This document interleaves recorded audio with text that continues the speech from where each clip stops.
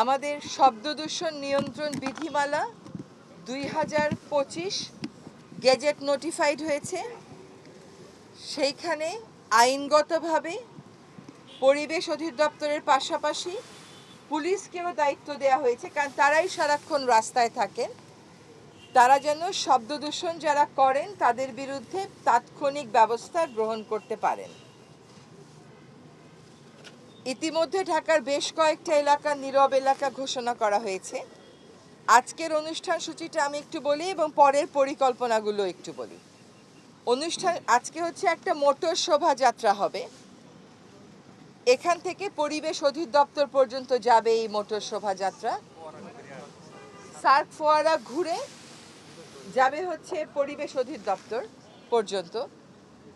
এই সময় পর্যন্ত এই মোটর শোভাযাত্রার কোনো গাড়ি হর্ন বাজাবে না। ঢাকা শহরে এবং বাংলাদেশে হর্ন না বাজিয়ে যে গাড়ি চালানো সম্ভব, এটা আমরা অনেকেই জানি, কারণ আমাদের মধ্যে অনেকেই এখন আর হর্ন বাজাচ্ছেন না। হর্ন বাজানোটা একটা চরম বদভ্যাস এবং এই অভ্যাস বহু বছর যাবৎ আমরা করে এসেছি। শুধু আইন থাকলেই হয় না, এটার একটা প্রয়োগ লাগে। সাথে সাথে মানুষের অভ্যাসেরও পরিবর্তন করতে হয়। মানুষ যদি জাস্টিফাই করতে থাকে, যুক্তি দিতে থাকে, আমার গাড়ির সামনে রিক্সা এসেছিল, আমার গাড়ির সামনে একটা মানুষ এসেছিল, তাই আমাকে হর্ন দিতে হয়েছে, হর্ন না দিয়ে ঢাকা শহরে গাড়ি চালানো সম্ভব না, এইটা করলে কিন্তু প্রায় সব গাড়ির বিরুদ্ধেই আমাদের আইনি অভিযানে যেতে হবে। এটা তো সম্ভব না। কাজে অভ্যাস পরিবর্তন যেন মানুষ করে, সেই জন্য আপনারা যারা গণমাধ্যম কর্মী আছেন, আপনাদের কাছে বিনীত অনুরোধ, স্বপ্রণোদিত হয়ে আপনাদের বিভিন্ন অনুষ্ঠানের মাঝখানে স্ক্রলে এই বার্তাটা দেন যে অযথা হর্ন বাজাবেন না। আসলে হর্ন বাজাবেন না বলেন, কারণ অযথা বললেই আবার বলবে আমারটা অযথা ছিল না, আমারটা কারণে ছিল, কিন্তু আসলে কারণে থাকে না। আমরা শব্দ দূষণের অনেক কটা উৎস আছে। হর্ন আর আতশবাজি নিয়ে মানুষের সবচাইতে বেশি অভিযোগ। আমরা এর আগে স্বরাষ্ট্র মন্ত্রণালয়কে লিখেছি, আবারও লিখছি, যাওয়ার আগে চেষ্টা করে যাব একটা জায়গা সুনির্দিষ্ট করে দিয়ে যেতে, যেখানেই কেবলমাত্র নববর্ষের আতশবাজি পোড়ানো হবে, আর কোথাও এটা হবে না। নিউজিল্যান্ডের মতন যদি পারতাম যে একেবারেই বন্ধ করে দিতে, তাহলে কাজ হতো। কিন্তু এইবারে শোক দিবসে যেইভাবে বিবেকহীনভাবে আতশবাজি ফুটানো হয়েছে, তারপরে নিউজিল্যান্ডের মতন যাত্রাপথে যেতে পারছি না। ফলে একটা জায়গা সুনির্দিষ্ট করে দেব।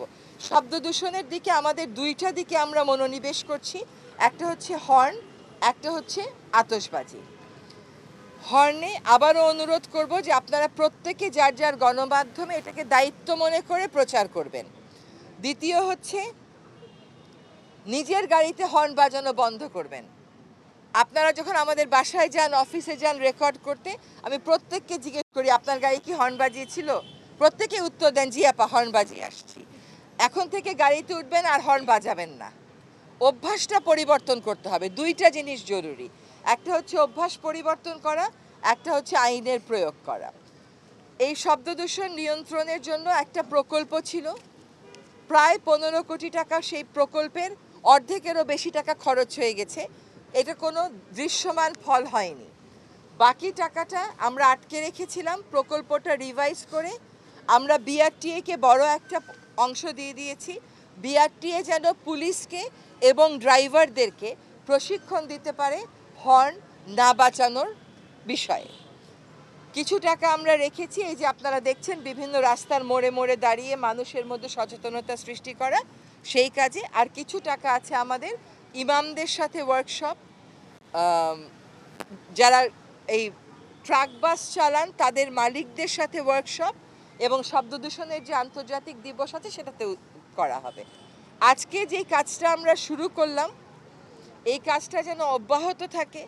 পরিবেশ অধিদপ্তর এবং পুলিশ যেন একসাথে প্রাধিকার ভিত্তিতে যেসব জায়গা নীরব এলাকা ঘোষিত সেখানে অভিযান পরিচালনা করে, এবং এই অভিযান যেন চলমান থাকে, সেটার একটা ব্যবস্থা আমরা করছি। আমরা একটা কর্মপরিকল্পনা করছি।